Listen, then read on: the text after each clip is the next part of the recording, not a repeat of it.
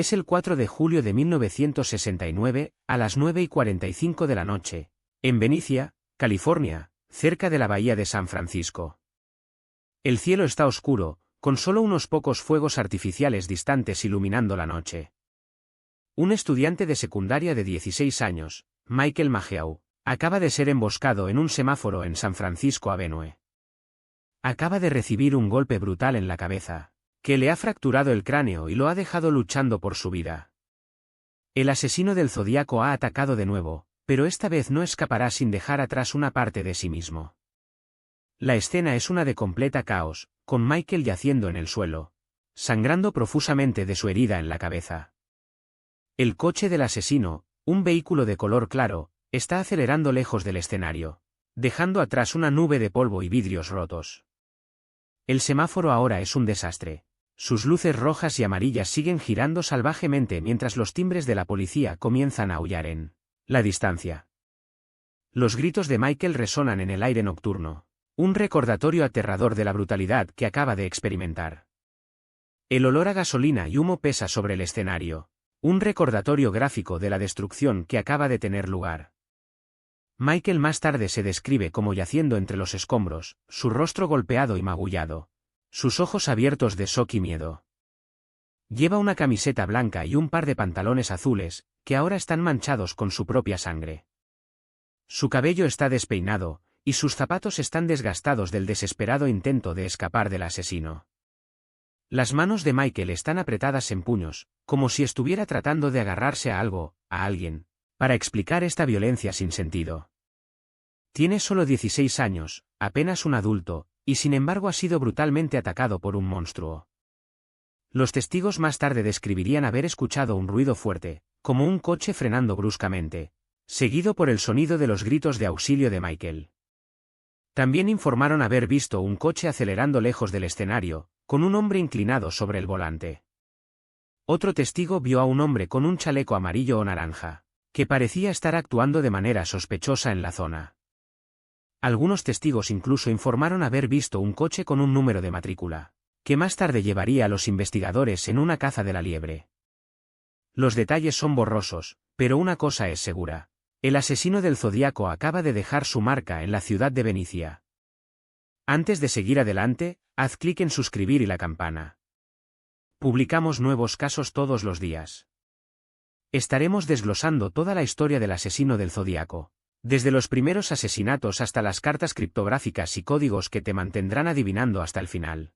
Nuestro canal está dedicado a explorar el lado oscuro de la naturaleza humana, y este caso es uno que te hará cuestionar todo lo que creías saber sobre las historias de crímenes verdaderos. Voy a llevarte de regreso al principio de esta historia, a la primavera de 1969, cuando el asesino del Zodíaco empezaba a hacer su presencia conocida.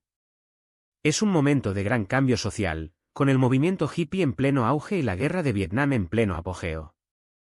La ciudad de San Francisco está llena de música, arte y activismo, pero debajo de la superficie, una fuerza más siniestra está en juego. El asesino del Zodíaco está a punto de embarcarse en una serie de asesinatos que dejarán una estela de cuerpos en su rastro, y sin embargo, él permanecerá para siempre escondido detrás de su máscara de anonimato.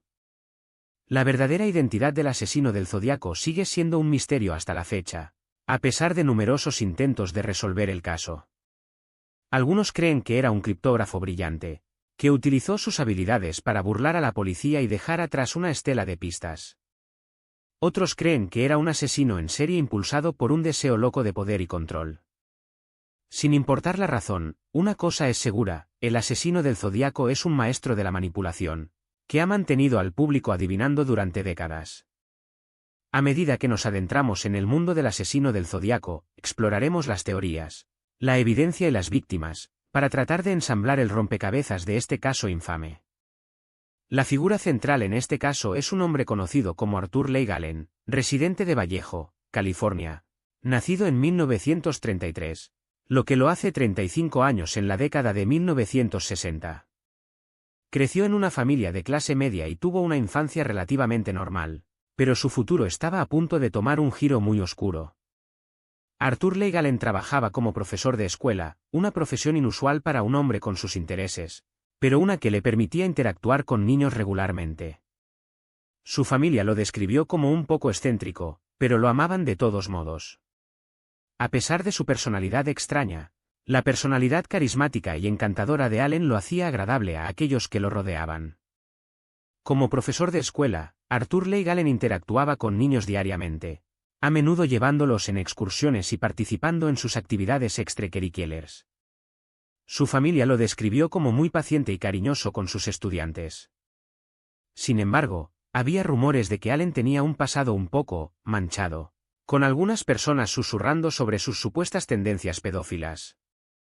A pesar de esto, era bien respetado en la comunidad, y muchos padres confiaban en él lo suficiente como para dejar a sus hijos en su cuidado.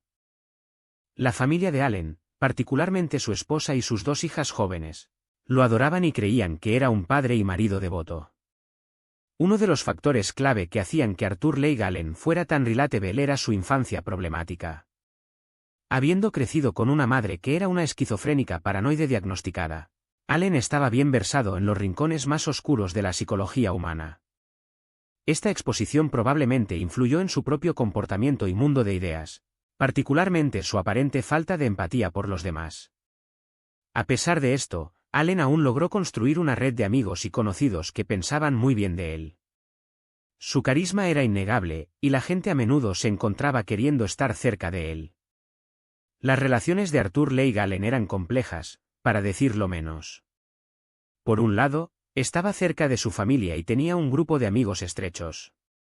Por otro lado, circulaban rumores sobre sus supuestas conexiones con varios personajes poco recomendables de la comunidad.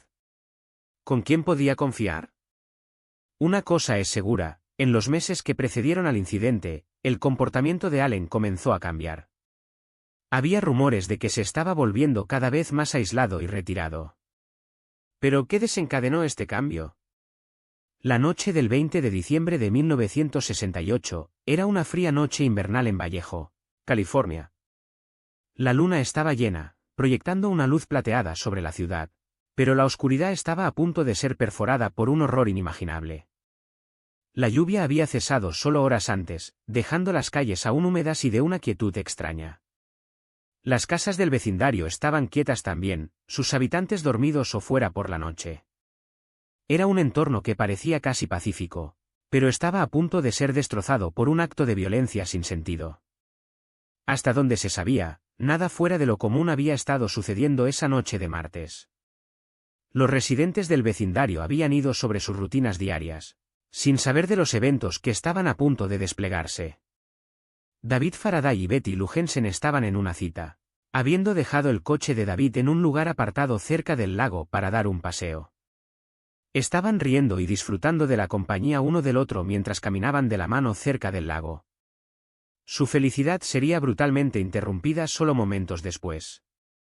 A medida que se acercaban al lago, notaron un coche estacionado en el lado de la carretera. Era un coche rojo antiguo, sus faros brillando débilmente en la oscura carretera. David y Betty Lou pasaron por el coche, sin saber del peligro que acechaba dentro. De repente, una figura emergió del asiento trasero, vestida con una camisa blanca con una franja roja o naranja. Esta figura, más tarde identificada como el asesino del Zodíaco, sacó un arma y comenzó a disparar contra la pareja. David Faraday fue alcanzado en la cabeza, mientras que Betty Lou Jensen fue herida en el cuello. El detalle más chocante del crimen fue la audacia del asesino del Zodíaco al acercarse a la pareja, como si hubiera estado esperándolos. Se lo describió como un hombre con una camisa blanca y una franja roja o naranja, pero como la investigación más tarde revelaría, era mucho más siniestro de lo que parecía. El hecho de que tuviera la presencia de mente para sacar un arma y comenzar a disparar contra la pareja es un testimonio aterrador de su naturaleza calculadora. Parecía tener un total desprecio por la vida humana, y sus acciones esa noche cambiarían para siempre el curso de la historia del crimen estadounidense. El asesino del Zodíaco estaba apenas comenzando a dejar su marca en el mundo. En julio de 1969, la policía en Vallejo, California, recibió una carta enigmática de un asesino en serie autodenominado como el asesino del Zodíaco. La carta reclamaba la responsabilidad por múltiples asesinatos e incluía un criptograma que se convertiría en un distintivo de la comunicación del asesino. Inicialmente, la policía descartó la carta como una broma, pero cuando llegó una carta similar en septiembre de 1969, comenzaron a tomar el caso en serio. El Departamento de Policía de Vallejo envió la carta a la FBI para su análisis, y rápidamente se dieron cuenta de que estaban tratando con un asesino muy inteligente y calculador. La naturaleza astuta del asesino del Zodíaco resultaría ser un desafío para la policía para desenmascarar. En octubre de 1969, el asesino del Zodíaco envió otra carta al San Francisco Chronicle, esta vez incluyendo una pieza de evidencia que cambiaría todo, una pieza de un cinturón de un hombre encontrado en una escena del crimen. El cinturón se envió en un paquete con una nota reclamando que el asesino había sido un veterano de la Marina. Esta información llevó a la policía a creer que el asesino podría haber sido un exmiembro de la Marina, y lanzaron una investigación en todos los exmiembros de la Marina que vivían en la zona. El cinturón se convirtió en una pieza crucial de evidencia, y los detectives pasaron meses siguiendo pistas. Sin embargo, el asesino continuó burlándose a la policía con cartas y criptogramas, siempre manteniéndose un paso adelante. A medida que el caso se arrastraba, los detectives comenzaron a centrarse en unos pocos sospechosos principales. Uno de los mejores pistas fue Arthur Leigh Allen, un convicto de abuso sexual infantil que había sido investigado en el pasado. Allen había sido un sospechoso en la investigación original, pero no pudo proporcionar un alibi viable para uno de los asesinatos. Otro sospechoso fue Richard Gaikowski, un periodista que había sido acusado de enviar una carta falsa del asesino del Zodíaco. Sin embargo, Gaikowski fue eventualmente descartado como sospechoso, y Allen se mantuvo como el objetivo principal. El tercer sospechoso fue Ross Sullivan, quien había confesado a los asesinatos pero fue posteriormente reprendido por sus afirmaciones. A pesar de estas pistas, el caso aún seguía sin resolver. Uno de los mayores errores que cometieron los investigadores fue subestimar la astucia y la inteligencia del asesino del Zodíaco. Creyendo que el asesino era solo un individuo simple y desequilibrado, la policía se sorprendió por la complejidad de los criptogramas y el estilo de comunicación sofisticado del asesino. Esto llevó a meses de tiempo de investigación desperdiciado, mientras que los detectives perseguían pistas sin sentido y no conectaban los puntos. Mientras tanto, el público comenzó a perder fe en la capacidad de la policía para resolver el caso. La comunidad se sorprendió y se indignó por los crímenes audaces del asesino del Zodíaco, y muchos comenzaron a especular sobre la verdadera identidad del asesino. El caso eventualmente se convertiría en uno de los casos más infames sin resolver de asesinos en serie en la historia estadounidense. Después de décadas de investigación y teorías sin fin, el caso del asesino del Zodíaco tomó un giro sorprendente con un descubrimiento revelador en 2021, que sacudió las bases mismas del caso. Una carta enigmática enviada por un hombre llamado Arthur Leigh Allen en 2002 reveló que él era en realidad el famoso asesino. En un giro estremecedor, el sobrino de Allen vino a la superficie afirmando que su tío había confesado los crímenes solo días antes de su muerte en 1992. La confesión fue testificada por un miembro de la familia, proporcionando un testimonio aterrador de primera mano de la participación del asesino. La revelación envió ondas de choque a través de la comunidad de crímenes verdaderos, dejando a muchos preguntándose cómo esta información crucial se pasó por alto durante tanto tiempo. Al anunciarse la noticia, los expertos comenzaron a desglosar la carta y la confesión, buscando cualquier inconsistencia que pudiera desacreditar las afirmaciones. Sin embargo, con cada día que pasaba, el caso contra Arthur Leigh Allen se volvía más sólido. La escritura en la carta de 2002 coincidía con una muestra anterior de la década de 1970, y los testigos colocaron a Allen en escenas de varios crímenes. Además, una prueba de polígrafo tomada por Allen en 1974 indicó engaño cuando se le preguntó sobre los asesinatos. Parecía que el asesino había sido finalmente identificado, trayendo cierre a las familias de las víctimas y un sentido de justicia a la comunidad.